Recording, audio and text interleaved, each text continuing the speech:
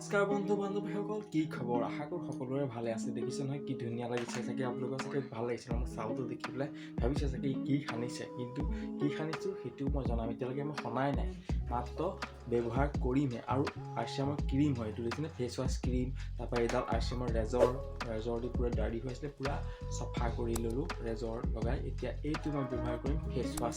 তাৰপিছত আৰু ক্ৰীম আছে, সেইটো আপোনালোকক দেখুৱাম যদি আপোনালোকে চাওঁ বুলি ভাবিছে। কিন্তু এতিয়া মই ফেচ ৱাছটোৰ কথা কওঁ।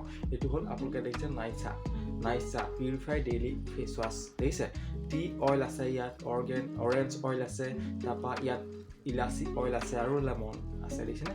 লেমন মানে আপোনালোকে বুজি পাইছে, টেঙা। তাৰপৰা অৰেঞ্জ মানে হ'ল আমাৰ কমলা টেঙা। টি অইল মানে হ'ল আমাৰ যিটো চাহপাত খাওঁ তাৰ পৰা তেল ওলাই, সেইটো ব্যৱহাৰ কৰিছে।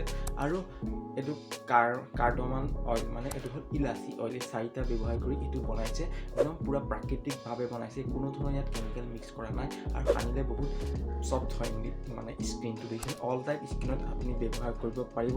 আপোনালোকে ব্যৱহাৰ কৰি চাওক যদি এতিয়ালৈকে আৰচিএমৰ প্ৰডাক্ট ব্যৱহাৰ কৰা নাই। A to Z মই ইউজ কৰি আছোঁ ঘৰত, আৰু আপোনালোকে ব্যৱহাৰ কৰিব পাৰে। খোৱা বস্তুৰ পৰা আৰম্ভ কৰি সকলো বস্তু আৰচিএমত পাব। আৰু ভিডিঅ'টো যদি ভাল লাগিছে লাইক শ্বেয়াৰ কমেণ্ট কৰিবলৈ নাপাহৰিব। ইয়াৰ পিছতো এটা ক্ৰীম মই দেখুৱাম, সেইটো ক্ৰীমে আপোনালোকে ব্যৱহাৰ কৰিব পাৰে। ধন্যবাদ।